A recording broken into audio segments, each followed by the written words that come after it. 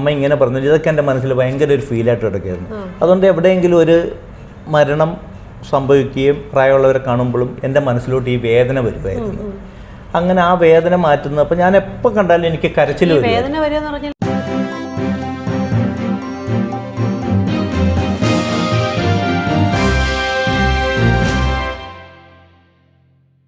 NLP പറ്റി പറയുമ്പോൾ അതിൻ്റെ ഏറ്റവും വലിയ മാജിക് എന്ന് പറയുന്നത് ആ ടൂള് ഒരു പ്രശ്നത്തെ എത്രയും കുറഞ്ഞ സമയം കൊണ്ട് പരിഹരിക്കപ്പെടും എന്നുള്ളതാണ്.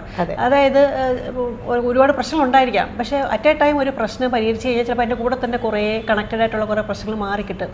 അങ്ങനെ മാമിൻ്റെ അനുഭവത്തിലുള്ള എന്തെങ്കിലും കാര്യങ്ങൾ പറയാമോ? തീർച്ചയായും. ഞാൻ പറഞ്ഞല്ലോ, എൻ്റെ അനുജൻ്റെ മരണത്തിൻ്റെ കാര്യം ഞാൻ പറഞ്ഞല്ലോ. അത് എനിക്ക് ഒരു തവണ ചെയ്തപ്പോൾ തന്നെ ഞാൻ അതിൽ നിന്ന് പുറത്ത് വന്ന ആളാണ്. അതേപോലെ എൻ്റെ കൂടെയുള്ള ഒരാളുണ്ട്, അദ്ദേഹത്തെ വിളിക്കാം, അദ്ദേഹം തന്നെ നേരിട്ട് പറയട്ടെ. മാമിന്റെ കൂടെ വന്ന വ്യക്തി തന്നെയാണല്ലേ? അതെ, അദ്ദേഹത്തെ വിളിക്കാം, അദ്ദേഹം തന്നെ നേരിട്ട് പറയട്ടെ. ഒരുപാട് അനുഭവങ്ങൾ അല്ലെങ്കിൽ ആ ഒരു പ്രശ്നത്തിൽ മാറിയതിനു ശേഷം ഒരുപാട് ജീവിതം അത് അദ്ദേഹത്തോട് തന്നെ ചോദിക്കാം നമുക്ക്.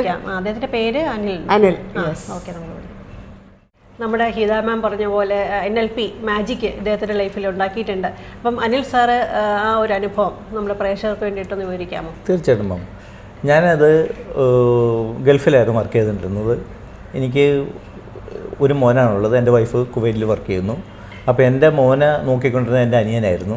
അപ്പോൾ അനിയൻ ഗൾഫിൽ പോയതിന് ശേഷം എൻ്റെ മോനെ നോക്കാൻ ആളില്ലാഞ്ഞുകൊണ്ട് ഞാൻ ഗൾഫിൽ നിന്ന് തിരിച്ചു വന്നു കഴിഞ്ഞപ്പം എൻ്റെ അച്ഛൻ, അപ്പോൾ ഞങ്ങളെപ്പോഴും വീട് പണിതിട്ട്, ഇപ്പോൾ ഞങ്ങൾ ഗൾഫിലായതുകൊണ്ട് ഓരോ വർഷം വരുമ്പോഴാണ് ഞങ്ങൾ ഈ വീട് പണി നടത്തിക്കൊണ്ടിരുന്നത്.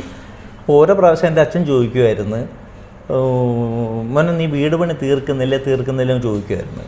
അപ്പോൾ അങ്ങനെ ഞാൻ വീട് പണി തീർക്കുന്നതിന് മുമ്പ് അച്ഛനെ ഞാൻ ഒരു പ്രാവശ്യം എൻ്റെ വീട്ടിൽ കൊണ്ടുവന്ന് കട്ടിലൊക്കെ ഇട്ട് കിടത്തി.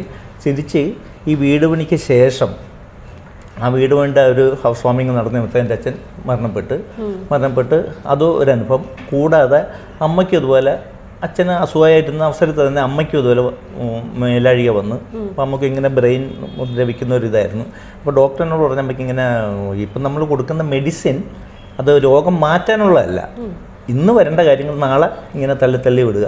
അപ്പോൾ ഞാൻ ഗൾഫിൽ നിന്ന് വന്നതിന് ശേഷം ഇലക്ട്രിക്കലും പ്ലംബിങ്ങും ആയിരുന്നു എൻ്റെ വർക്ക്. അപ്പോൾ അമ്മനെ ആ പരിസരത്ത് ഞാൻ വർക്കിന് പോകുമ്പോൾ അമ്മനെ കുളിപ്പിച്ചിരുത്തി കിടത്തിയിട്ടാണ് ഞാൻ പരിസരത്ത് വർക്ക് ചെയ്തിരുന്നത്. അപ്പോൾ ഓരോ പ്രാവശ്യം ബാത്റൂമിൽ കൊണ്ട് അമ്മനെ ഇരുത്തുമ്പോൾ അമ്മ ഇതുപോലെ പറയും. അപ്പം അമ്മ ഇങ്ങനെ ഈ ബ്രെയിനിൻ്റെ ഒരു പ്രോബ്ലം ഉള്ളതുകൊണ്ട് ഞാനിങ്ങനെ പിടിച്ചിരുത്തുമ്പോൾ അമ്മ എന്നോട് ചോദിക്കുമായിരുന്നു, നീ എന്നെ കൊല്ലാൻ പോകണമെന്ന് ചോദിക്കുമായിരുന്നു.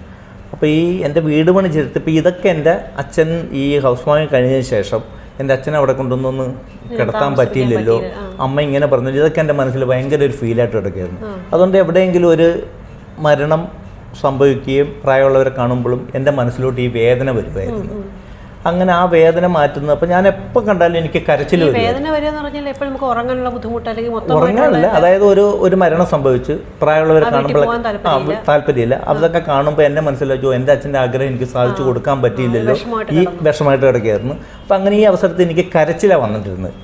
അങ്ങനെ ഇതിനെക്കുറിച്ച് അന്വേഷിച്ചപ്പോഴാണ് ഞാനിപ്പോൾ NLP കുറിച്ച് പഠിച്ച, ഞാൻ ഇവരുടെ സ്ഥാപനത്തെക്കുറിച്ച് മനസ്സിലാക്കി.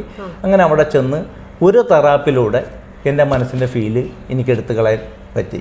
അതിനുശേഷം എനിക്കിപ്പം എവിടെ ചെന്നാലും ആ ഒരു അച്ഛന് ഒരമ്മയുടെ ഒരു ഫീല് അവർക്ക് വേണ്ടിയിട്ട് ചെയ്യാൻ പറ്റിയില്ലല്ലോ എന്നുള്ളൊരു ഫീല് എനിക്ക് ഇന്ന് വരെ ഉണ്ടായിട്ടില്ല. അത് എൻ്റെ ജീവിതത്തിലെ ഒരു അനുഭവമാണ്. അപ്പം അന്ന് ആ ഒറ്റ സെഷൻ എന്ന് പറയുമ്പം ശരിക്കും ആ ഒരു പ്രതീക്ഷ ഇത് മാറാൻ ഉദ്ദേശിച്ച് തന്നെയാണ് അവിടെ പോയത്, ഇങ്ങനെ പ്രശ്നം മാറണം എന്ന് ഉദ്ദേശിച്ച് തന്നെയാണ് അവിടെ പോയത്. ഇതിനെ ഈ പ്രശ്നത്തെ കുറിച്ച് അതെ, ഇത് തന്നെയായിരുന്നു എൻ്റെ ഒരു ഇത്. ഇങ്ങനെ നമ്മൾ പലരും കേട്ടു അറിഞ്ഞും. അപ്പം അതവിടെ വെച്ച് പറയേണ്ടി വന്നിട്ടുണ്ടോ? ഇല്ല, അവിടെ വെച്ച് പറയേണ്ടി വന്നതില്ല. അപ്പോൾ അവിടെ ചെന്നപ്പോൾ ആ തെറാപ്പിലൂടെ മാം എന്നോട് പറഞ്ഞതെന്ന് വെച്ചാൽ, നിങ്ങളുടെ മനസ്സിൽ എന്താണ് നിങ്ങൾ കളയാൻ ഉദ്ദേശിക്കുന്നത്. എൻ്റെ പ്രശ്നങ്ങൾ ഞാൻ അവിടെ പറഞ്ഞില്ല. എൻ്റെ മനസ്സിൽ നിന്ന് എന്താണ് നിങ്ങൾ വെളിയിലോട്ട് കളയാൻ ഉദ്ദേശിക്കുന്നതെന്ന് എന്നോട് ചോദിച്ചു. അത് നിങ്ങൾ തിരഞ്ഞെടുക്കുക എന്ന് പറഞ്ഞു. അന്നേരം ഞാൻ എടുത്തത്, ഇപ്പോഴും ഞാൻ ഓർക്കുന്നുണ്ടോ, അവിടെ ഒരു തെറാപ്പിയുടെ പേര് ഞാൻ ഓർക്കുന്നില്ല. അപ്പം അങ്ങനെ ഈ 2 വിഷയങ്ങൾ ഞാൻ എടുത്തു കഴിഞ്ഞ് എനിക്ക് അതിന് ശേഷം ഇന്ന് വരെ ആ ഒരു ഫീൽ എൻ്റെ മനസ്സിൽ ഉണ്ടായിട്ടില്ല. അല്ല, ഈ പ്രശ്നം അല്ലാതെ വേറെ ഏതെങ്കിലും പ്രശ്നം കൂടെ മാറിപ്പോയതായിട്ട് തോന്നിയിട്ടുണ്ടോ? അല്ല, എനിക്കുള്ള ഏറ്റവും വലിയ പ്രശ്നം എന്ന് പറഞ്ഞാൽ എൻ്റെ അച്ഛനെ ഈ എൻ്റെ പെരമണി തീർന്ന ശേഷം അച്ഛനെ ഒന്നും അങ്ങോട്ട് കിടത്താൻ പറ്റില്ല. പിന്നെ അമ്മ ഇങ്ങനെ കാര്യം നമ്മൾ പണിക്ക് പോകുന്ന ധൃതിക്കാണ് ഇങ്ങനെ പിടിച്ചിരുത്തുമ്പോൾ അമ്മ ഇങ്ങനെ പറഞ്ഞുകൊണ്ടിരുന്നത്. അപ്പോൾ ഇത് രണ്ടും എൻ്റെ മനസ്സിൽ വലിയൊരു ഫീലായിരുന്നു. ഈ 2 ഇതുമാണ് ഞാൻ എടുത്തു കളയാൻ ആഗ്രഹിച്ചത്. അത് ഇതിലൂടെ ഞാൻ എടുത്തു. ഇപ്പം ഇന്ന് വരെ എനിക്ക് അതിനകത്ത് ജീവിതത്തിലൊരു വിഷയം ഇന്ന് വരെ ഉണ്ടായിട്ടില്ല. അതാണ് ആ ഒറ്റ തവണ കൊണ്ട് തന്നെ ഇത്രയും മാറ്റം. അതെന്ന് വെച്ചാൽ ഞാൻ പൂർണ്ണമായിട്ട് കാര്യം ഉൾക്കൊണ്ട് ഞാൻ പോകാൻ കാര്യം എനിക്ക് ആ ഒരു ജീവിതത്തിൽ ആ കാര്യം മറ്റുള്ള ഒരു ഫീലും എൻ്റെ മനസ്സിലില്ല. കാരണം എൻ്റെ വൈഫ് കോവിഡ് നേഴ്സായിട്ട് വർക്ക് ചെയ്യുന്നു, ഒരു മോനേ ഉള്ളു, സാമാന്യം വലിയ കുഴപ്പമില്ലാത്തൊരു ബാക്ക്ഗ്രൗണ്ട് ഉണ്ട്. പക്ഷേ ഈ ഒരു ഫീല് കിടക്കുമ്പോൾ എപ്പോഴും എനിക്ക് കരച്ചിലായിരുന്നു. അതിനുശേഷം ഇന്ന് വരെ എൻ്റെ ജീവിതത്തിൽ അത് കാര്യം ഞാൻ പൂർണ്ണമായിട്ട് അത് കളയണം എന്ന് ഉദ്ദേശിച്ച് പോയത് കൊണ്ടാണ് എനിക്ക് ആ ഒരു ഇതിലോട്ട് വരാൻ പറ്റും. ഇദ്ദേഹത്തിൻ്റെ അനുഭവം ഷെയർ ചെയ്യേണ്ട കാര്യം എന്ന് വെച്ചാൽ നമ്മൾ ഓരോരുത്തർ കാണുന്നവർ ചിന്തിക്കുന്നുണ്ടാവും ഈ ഒറ്റ തവണ കൊണ്ട് സാധ്യമാവുമോ. അപ്പോൾ അതിൻ്റെ ഒരു അനുഭവ സാക്ഷ്യമാണ് ഇവിടെ കാണുന്നത് വെച്ചാൽ ആ ഒറ്റ സെഷൻ കൊണ്ട് തന്നെ അത് മാറിപ്പോകണമെങ്കിൽ അത് എത്രത്തോളം പവർഫുൾ ആയിരിക്കും ആ ടൂൾ. അപ്പം അത് തീർച്ചയായിട്ടും നമ്മുടെ പ്രേക്ഷകർക്ക് അത് അനുഭവിക്കാൻ സാധിക്കട്ടെ എന്ന് തന്നെ വിചാരിക്കാം അല്ലേ. അപ്പോൾ എന്തായാലും നന്ദി, നമ്മൾ അങ്ങനെ ഒരു അനുഭവം ഷെയർ ചെയ്തതെന്ന് വെച്ചാൽ ആ അനുഭവമാണ് സത്യം. അപ്പോൾ അതിനേക്കാളും വലിയൊരു കാര്യമില്ല. അപ്പോൾ നന്ദി കേട്ടോ. Okay, thank you. അപ്പം NLPയുടെ ഒരുപാട് പ്രാധാന്യം നമ്മൾ സംസാരിച്ചു. അതായത് എങ്ങനെയാണ് ഒരാളുടെ ജീവിതത്തിൽ മാറ്റം കൊണ്ടുവരുന്നത്, അല്ലെങ്കിൽ അത് എത്രത്തോളം ഒരാളുടെ ജീവിതത്തെ സ്വാധീനിക്കാൻ സാധിക്കും, അതൊക്കെ നമ്മൾ സംസാരിച്ചു. അപ്പം ഇതൊക്കെ കണ്ട് അല്ലെങ്കിൽ കേട്ട് നമ്മുടെ ജീവിതത്തിൽ ഈ മാറ്റം കൊണ്ടുവരണമെന്ന് ആഗ്രഹിച്ച് വിളിക്കുന്ന ക്ലയൻസ്, അപ്പോൾ അവരൊരു നിശ്ചിത ഫീസ് അടച്ചോ അല്ലെങ്കിൽ അപ്പോയിൻമെൻറ്റ് എടുത്തതിന് ശേഷം അവരോട് കുറച്ച് നിർദ്ദേശങ്ങൾ കൊടുക്കുമല്ലോ.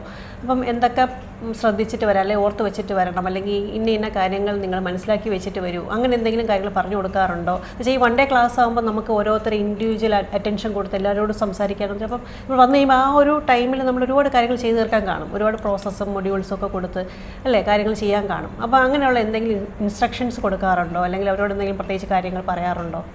അതായത് NLP ഞങ്ങളുടെ അടുത്ത് കൗൺസിലിങ്ങിനായിട്ട് വരികയാണെങ്കിൽ, 1-to-1 കൗൺസിലിങ്ങിന് വരികയാണെങ്കിൽ അവരോട് ബുക്ക് ചെയ്തിട്ട് വരാൻ മാത്രമേ പറയാറുള്ളൂ. അവരുടെ എന്താണെന്നൊന്നും നമ്മൾ ചോദിക്കാറില്ല. അവരോട് നേരിട്ട് വരാൻ പറയുന്നു.